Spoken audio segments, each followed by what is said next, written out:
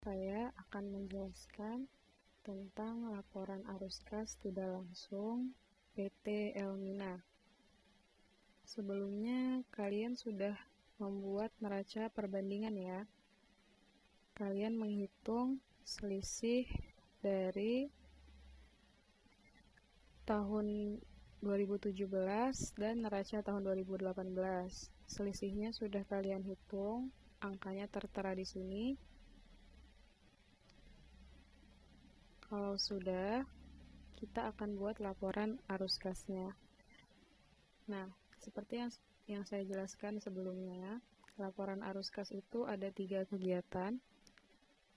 Kita masuk ke kegiatan yang pertama, yaitu cash flow from operating activities, atau arus kas dari kegiatan operasional. Untuk metode tidak langsung, kegiatan operasional dari arus kas ini ada 3. Yang pertama itu ada net income atau laba bersih perusahaan, dan yang kedua ada beban dan pendapatan non-kas. Yang ketiga ada kenaikan atau penurunan akun lancar. Di sini akun lancarnya terdiri dari akun aset dan akun hutang. Pertama, kita masukkan dulu net income-nya atau laba bersih. Kita dapat dari laporan laba rugi. Net income PT Elmina di sini adalah 626.939.024. Maka kita masukkan angkanya. Selanjutnya, poin kedua ada beban dan pendapatan non-kas. Di PT Elmina ada 4 akun yang termasuk kategori beban non-kas. Yang pertama ada bad debt expense, yang kedua ada depreciation expense vehicle, yang ketiga depreciation expense equipment, dan yang keempat ada depreciation expense building. Kenapa 4 akun ini termasuk kategori beban non-kas? Karena coba kalian perhatikan di laporan laba rugi.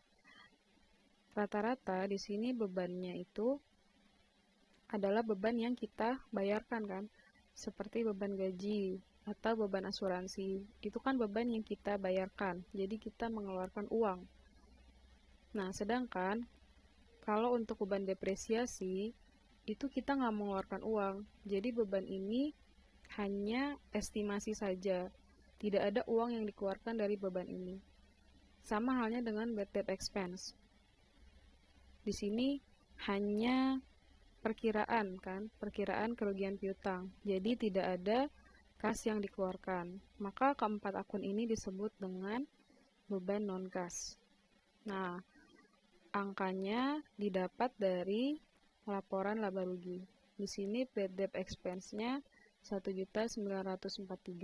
Kalian masukkan. Lalu depreciation expense-nya kalian masukkan juga dari laporan laba rugi. Sini.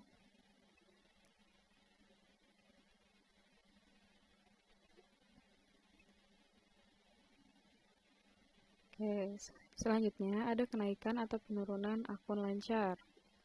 Nah, di sini yang kita masukkan adalah kategori aset dan utang lancar. Sebelum kalian mengisi poin ini ada beberapa ketentuan. Jadi ketentuannya itu adalah di sini, jika aset terjadi kenaikan, maka di arus kas angkanya akan menjadi minus. Sedangkan jika terjadi penurunan aset, maka di arus kas angkanya menjadi plus. Selanjutnya, untuk yang hutang, sebaliknya. Jika terjadi kenaikan hutang, maka di arus kas angkanya menjadi plus. Dan jika terjadi penurunan hutang, maka angkanya menjadi minus. Seperti itu. Langsung saja kita buka neraca perbandingan. Di sini akun receivable Pada tahun 2017, saldo account receivable menunjukkan 216.800 dan di 2018 saldo menunjukkan 231.977.500. Maka apa yang terjadi? Apakah naik atau turun dari 216 ke 231? Terjadi kenaikan sebesar 15.177.500. Nah, apabila aset naik, maka menjadi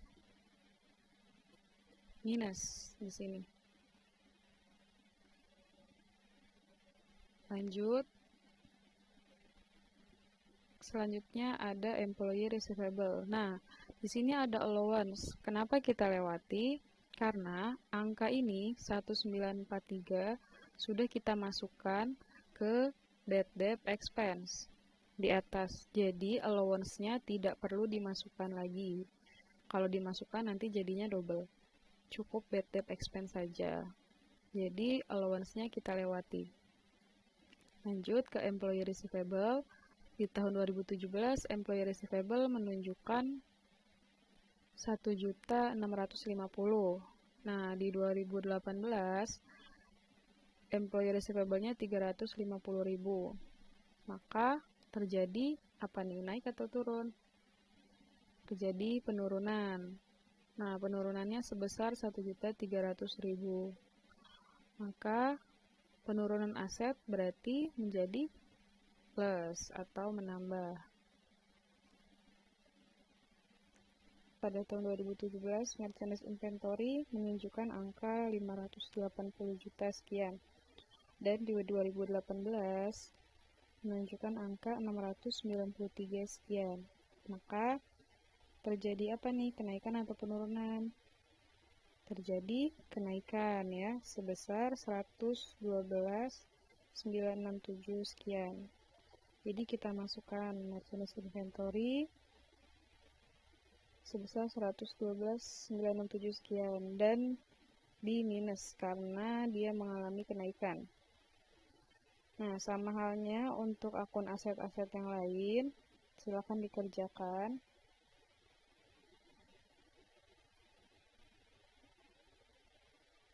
Selanjutnya ada account payable. Nah, kita sudah masuk ke dalam akun hutang. Diperhatikan di sini hutang tahun 2017 menunjukkan saldo 302 sekian. Dan di 2018 hutang menunjukkan 197.500. Maka apa yang terjadi? Kenaikan atau turun? Terjadi penurunan sebesar 105 juta sekian. Nah, kalau utang terjadi penurunan maka minus. Kebalikan dari aset ya. Kalau tadi aset turun dia plus, kalau utang turun dia minus. Minus 105. Selanjutnya ada wage and salaries payable. Di sini di 2017 dia menunjukkan 0, tidak ada angkanya. Dan di 2018 dia menunjukkan angka 23.940.000. Maka yang tadinya tidak ada menjadi ada. Berarti mengalami apa? Naik atau turun? Mengalami kenaikan sebesar 23 juta sekian. Nah, hutang mengalami kenaikan maka plus. Kita masukkan. Nah, begitu seterusnya untuk akun-akun hutang yang lain. Kalau sudah, kalian jumlahkan dari net income yang paling atas tadi, kalian tambahkan dari net income, ditambah dengan beban non-kas, dan dihitung juga dengan kenaikan atau penurunan akun lancar. Nah, kalau yang minus berarti kalian kurangi ya. Kalau yang tidak ada tanda kurung berarti kalian tambahkan. Setelah kalian hitung, angkanya kalian taruh di sini. Namanya adalah net cash provided by operating activity. Atau bahasa Indonesianya arus kas dari kegiatan operasional. Nah, kita dapat angkanya sekian.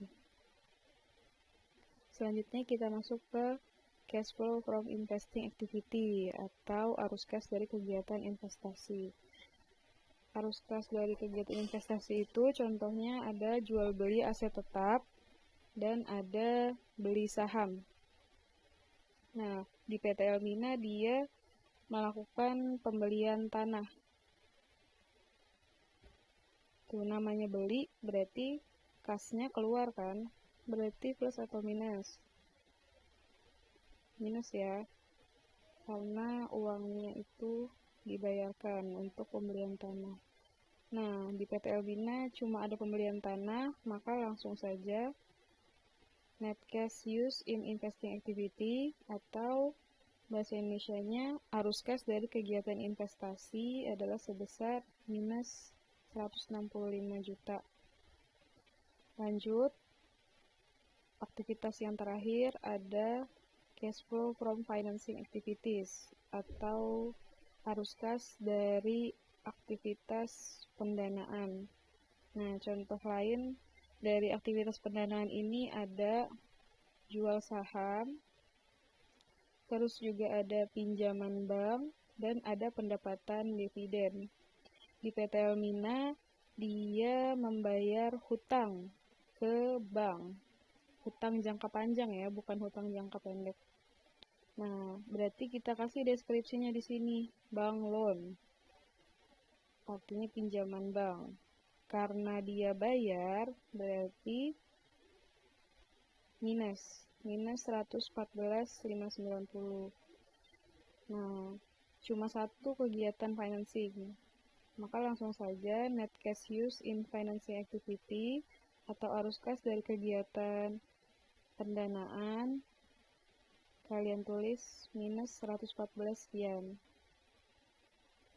Nah, kalau sudah, berarti kalian hitung dari 666 yaitu operating activity dikurangi investing activity dan dikurangi lagi dengan financing activity.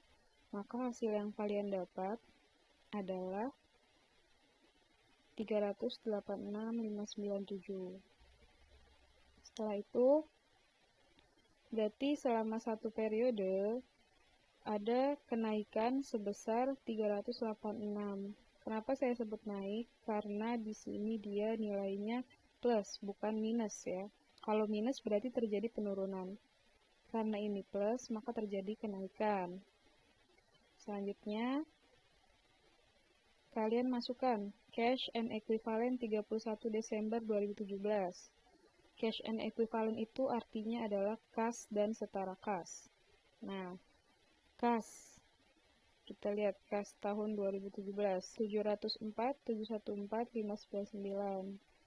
Dan setara kas, yaitu adalah petty cash, sebesar 4.500.000. Kalian tambahkan nih, cash in bank dan petty cash. Hasilnya adalah 709. Jadi kalian masukkan ke dalam cash and equivalent tahun 2017. Nah, berarti terakhir cash and equivalent tahun 2018 atau kas dan setara kas tahun 2018 adalah increase-nya 386 sekian ditambah dengan kas tahun 2017. Hasilnya adalah 1.095.000.000 sekian. Selesai.